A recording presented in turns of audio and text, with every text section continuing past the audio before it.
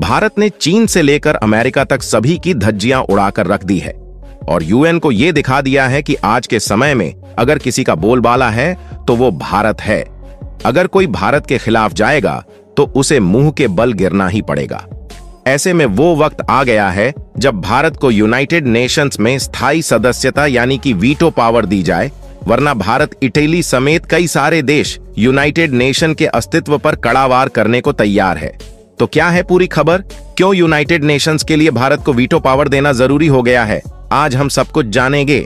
असल में दोस्तों, आने वाले सितंबर महीने में होने वाली यूनाइटेड नेशंस की मीटिंग में भारत को या तो वीटो पावर दे दी जाएगी या भारत समेत कई देश यूनाइटेड नेशंस के एग्रीमेंट से अपने आप को बाहर कर लेंगे और फिर भारत और उसका साथ देने वाले इटली से लेकर सऊदी अरब तक कोई भी देश यूनाइटेड नेशन की बात मानने के लिए मजबूर नहीं होगा और ना ही भारत अपने सैनिकों को यूनाइटेड नेशंस की शांति सेना में भेजेगा और साथ ही भारत की तरफ से यूनाइटेड नेशंस को दी जाने वाली फंडिंग को भी पूरी तरह से रोक दिया जाएगा।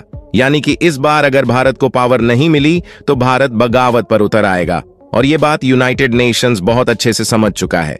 दोस्तों, कोरोना के वक्त जब दुनिया के बाकी देश मदद के लिए तड़प रहे थे तो वीटो पावर वाले बड़े बड़े देश आंख बंद करके बैठे थे। तब भारत ने मदद का हाथ आगे बढ़ाया। फिर चाहे भारत के संबंध उस देश से अच्छे हो या ना हो, लेकिन भारत ने हमेशा दूसरे देशों की मदद करी है। चाहे तुर्की नेपाल जैसे देशों में आए भूकंप से पीड़ितों को बचाना हो या फिर रूस यूक्रेन युद्ध और इजराइल हमास युद्ध में शांति की तरफ अपने कदम बढ़ाना हो, भारत ने हर एक चीज में अपने आप को साबित किया है और ये दिखा दिया है कि भारत बहुत ही बड़े दिल वाला है जिसे दूसरे देशों की हिफाजत करना आता है।